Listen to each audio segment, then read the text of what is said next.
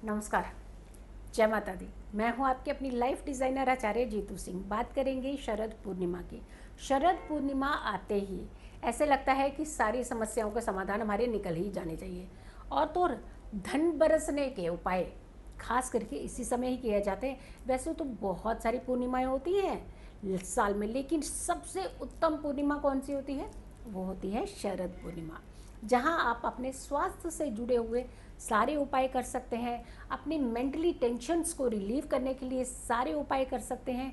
धन से जुड़े हुए उपाय कर सकते हैं। और तो और आपको अगर के तरक्की चाहिए, कोई काम जो है ठप हो गया है, मूवमेंट नहीं ले रहा है, तो भी आप शरद पूर्णिमा पर ही उपाय कर सकते हैं। नज़र बढ़ाने के लिए भी आप शरद पूर्णिमा के उपाय कर सकते हैं। नज़रिया बढ़ाने के लिए भी आप शरद पूर्णिमा के उपाय कर सकते हैं। यानी हम ऑलरेडी बहुत सारी वीडियोस बना चुके हैं कि आपको शरद पूर्णिमा पर किस तरीके के उपाय ज़रूर करने चाहिए। शरद पूर्णिमा की जब बात आती है तो तिथि का खास करके ज्ञान होना चाहिए, क्योंकि तिथि अगर आप सही चूज़ करते हैं तो आपके उपायों में जान आ जाती है, यानी आपके सारे उपाय फलित होते हैं। तिथि की बात कर लेते हैं, जो कि 30 अक्टूबर को, पूर्णिमा तिथि की बात करते हैं। 30 अक्टूबर को शाम को 5:46 से शुरू होकर के 31 अक्टूबर को 8:19 तक की है पूर्णिमा तिथि। यानी पूर्णिमा का चांद यानी रात्रि का महत्व। तो ऐसे में जो आपको पूर्णिमा के उपाय करने हैं वो आपको 30 तारीख को ही करने चाहिए, 30 अक्टूबर को ही करने चाहिए। ऐसे में कहा जाता है कि अगर आप सारे उपाय करते हैं तो आपके उपाय तो फलीभूत होते ही होते हैं। सफलता की गारंटी कई गुना ज़्यादा बढ़ जाती है उसमें, आपके किसी भी कार्य को लेकर के। बात करते हैं कि शरद पूर्णिमा पर आपको करना क्या चाहिए। देखिए, पूर्णिमा की जब बात आती है तो रात का ही याद आता है आप सबको, लेकिन सुबह से शुरू होना चाहिए रिचुअल। आप उस दिन क्या करते हैं, आप उस दिन की क्रियाएं आपकी क्या रहती हैं, ये बहुत इंपॉर्टेंट होती है। सूर्योदय से पहले उठिएगा, सबसे पहले जो मैं हमेशा आपको बताती ही रहती हूँ। दूसरी बात, सूर्य उदय के बाद, उठने के बाद अपने पूजा से फ्री होकर के आपने सूर्य अस्त से पहले पहले अपने घर में खीर ज़रूर बना लेनी है। खीर का ही अर्घ लगाया जाता है चंद्रमा को, शरद पूर्णिमा के चंद्रमा को।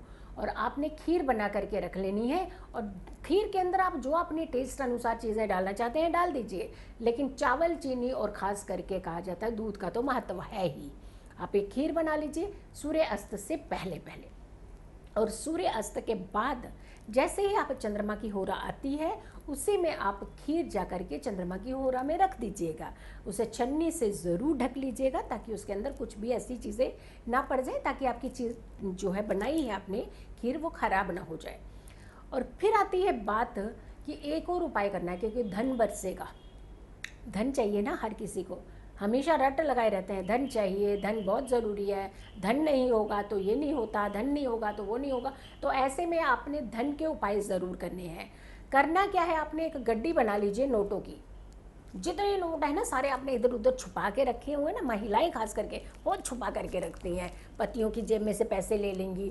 ऐसा नहीं कि चोरी नहीं, बात नहीं कि ले लेंगी, उनसे कहेंगी मैंने 10 रुपये लिए, लेंगी 20 रुपये 50 रुपये। और वो सारे इकट्ठे देखिए आप, कहीं किसी डिब्बे में पड़े होंगे, कहीं बिस्तर के पिल्लों के नीचे रखे होंगे, कहीं और पिल्लों के अंदर भी छुपा करके रखेंगे, बुक्स में रखे होंगे, अलमीराज में रखे होंगे, कपड़ों में होंगे, दुपट्टे के पल्लू में बांध करके। तो सारे नोट इकट्ठे कर लीजिएगा आप, क्योंकि आप अपने घर में धन की वर्षा चाहते हैं। ये दिन में ही कर लीजिए सारी क्रियाएं, क्योंकि होता क्या है कि पति देव या फिर पुरुष घर में आ जाते हैं। ओ अच्छा, आपने हमारे इतने पैसे उठाए थे, तो वो वाला हिसाब नहीं होने देना है, क्योंकि किसी भी चीज़ को हमने सुकून से करना है, ना कि तनाव से। चलिए, सारे पैसे इकट्ठे कर लीजिए, गड्डी बना लीजिए, उसे बड़ी सी मोटी गड्डी जितनी बनती है, चाहे 5 रुपये वाला नोट है, 10 वाले, 20 वाले, 50 वाले, 100 वाले, 2000, जो भी आप रखना चाहते हैं बना लीजिए गड्डी। उसके बाद आप चले जाइए अपने छत पर। अगर आपके छत, खुद के छत पे नहीं जा पा रहे हैं, मान लीजिए 3rd फ्लोर पे किसी का घर है और बनती नहीं है उनके साथ, तो आप छत पे कैसे जाएंगे, बहुत मुश्किल हो जाएगा। उपाय तो करना है भाई, पड़ोसियों को भी अपना बना लीजिए ना उस दिन, क्योंकि आपको धन की वर्षा करानी है। तो डेफिनेटली थोड़ा सा मेल मिलाप तो अपने जितने गिले शिकवे हैं वो दूर करके उनकी छत पे तो चढ़ना ही होगा ना आपको। चलिए, उनसे भी गिले शिकवे दूर हो जाएंगे, पड़ोसियों के साथ भी आपकी अनबन खत्म हो सकती है। छत पर जाइए, सबसे पहले एक लोटा जल लेकर के जाइए और साथ में उस गड्डी को साथ में ले जाइए। खीर आप ऑलरेडी चंद्रमा की होरा में रख चुके हैं।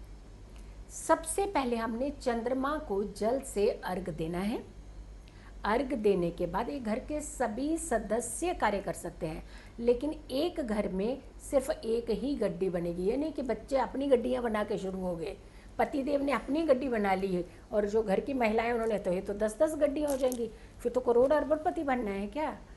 वो भी बनेंगे, वो भी बताएंगे हम उपाय। लेकिन करना क्या है आपको, सबसे पहले आपने जल से अर्घ देना है, उसके बाद आपने खीर से चंद्रमा को अर्घ देना है।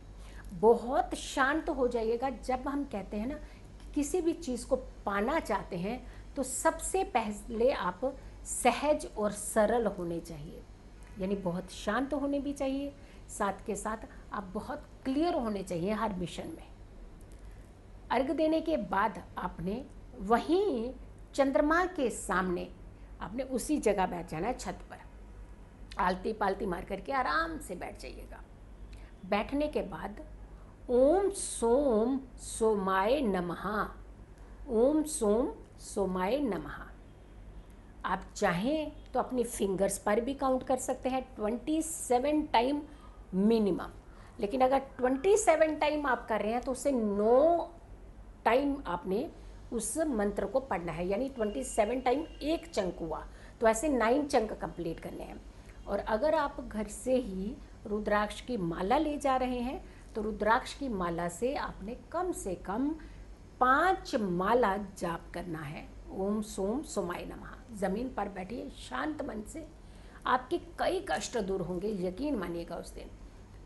जब ये सारी मालाएं आपकी जाप कंप्लीट हो जाएगा, उसके बाद आपने वो जितनी गड्डी इकट्ठी की हुई है उसे काउंट करना है। रबड़ डाला है उतार दीजिएगा, उसे बांधा हुआ है तो उतार दीजिए, उसे साइड पे रख के रबड़ को, तो आप पूरी गड्डी को जैसे गिनते हैं ना, आप उस गड्डी को गिनेगा और उस गड्डी को कम से कम आपने 5 बार गिनना है।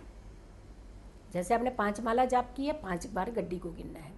और जिन्होंने 27 बार आपने जाप किया है उन्होंने भी 5 बार ही अपनी गड्डी को गिनना है, कि ऐसा नहीं कि 27 बार गिनना शुरू कर दीजिएगा कि आज तो सारे पैसे हमने इकट्ठे कर ही लेने हैं। नहीं, जो एक तरीका, एक विधि, एक प्रोसेस होता है उससे कीजिएगा। सारी गड्डी जब आप गिन लें उसे बांधिएगा नहीं, उसको रबड़ को वहीं रहने दीजिएगा। आप सब सामान सामग्री लेकर के जब आप घर के नीचे अंदर आते हैं, आपने अपने घर के भगवानों को भी अपने भोग ज़रूर लगवाना है उस खीर का। उसके पश्चात आपने सब लोगों ने वो खीर भी खानी है, और जो गड्डी गिन करके आप लेकर के आए हैं ना, उसे मंदिर में रख दीजिएगा। मंदिर में रखने के बाद जब आप सारा काम सब खत्म कर लेते हैं, उसके बाद आपने अपने पैर धोने हैं। पैर धोने के बाद आपने मंदिर में जाना है। मंदिर में जा कर के आपने उस गड्डी को उठाना है, उसके ऊपर लाल धागे से उस गड्डी को बांधना है और अपनी तिजोरी में रख देनी है। लेकिन एक याद रखिएगा, ये गड्डी इस्तेमाल नहीं करनी है। पैसे वही इकट्ठे कीजिएगा, क्योंकि मैं इसलिए नहीं बता रही थी कि आपको लग रहा होगा कि गड्डी तो हमने कल इस्तेमाल कर लेनी है, हम तो सामान खरीद लेंगे। नहीं नहीं, सामान जुमून कुछ नहीं खरीदना है। ये वो गड्डी बनानी है, भले ही 10 नोटों की गड्डी हो या 50 नोटों की गड्डी हो या फिर 5 ही नोटों की गड्डी हो, जितना आपका सामर्थ्य है उतना ही कीजिएगा। आप इस गड्डी को आपने बिल्कुल खर्च नहीं करना है। ये वो एनर्जी आपके घर में होगी जिससे आपका धन खींचेगा। इसी गड्डी से ही धन और आएगा और बढ़ता जाएगा, बढ़ता ही जाएगा। चलिए इस उपाय को कीजिए और अपने जीवन को सुखमय बनाए, खुशियों से भरा हुआ बनाए। जल्दी हाजिर होंगे एक और अच्छी वीडियो के साथ। तब तक